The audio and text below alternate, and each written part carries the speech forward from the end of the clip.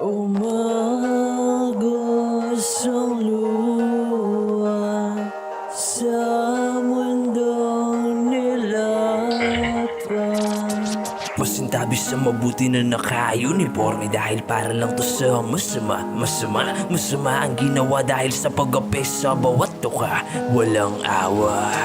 Ang sarili mo ang batas ay di mo maitama. Paano mo pa maitatama ang mali? Huwag niyong ihanay ang sarili niyo sa sabay ng mga Diyos dahil ang batas ay inyong binabali. Mga legal na magnanakaw, subukan mong sabihin hindi. Pera na uri ng sandigan dahil ang mukha niyo'y natatapalan ng salapi. Kaya kahit masama nakakalaya pa uli kahit hindi pa nagbabago. Kasi kara ang pinipili nyo, hindi tao. Ginagawa nyong laruan ng mga nabubuhay sa paligid nyo. Mga namumuno na hindi dapat mamuno. Mga sakip sa trono. Langit o impyerno, saan ka ba tutungo? Dahil ikaw ang susi sa sarado mong pinto. Langit o impyerno, saan ka ba tutungo?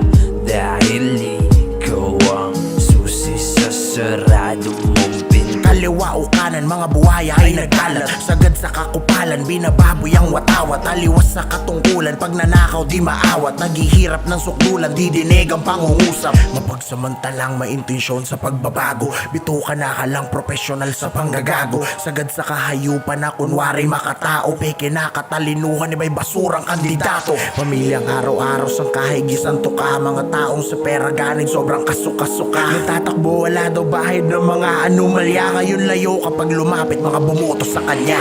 Yung ibang naglilingkod sa pwesto'y abusado. Uniforme na suot, mapanginsultong mga tao. Mamamayang takot imbes sila ay sumaludo. Pag napag-initan sumagot kulong panigurado. Malalaki na kumpanya, milyon ang kinikita. Trabahating may baryang sa kanila ay nakukuha. Kunting mali nagbabadyang sila ay masisante. Putapeting negosyanteng pera lang ang importante.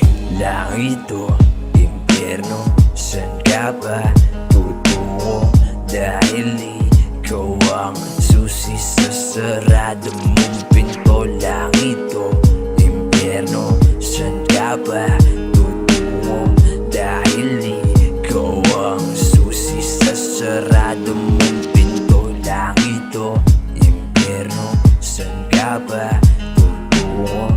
Dahil ikaw ang susi sa sarado mong pinto.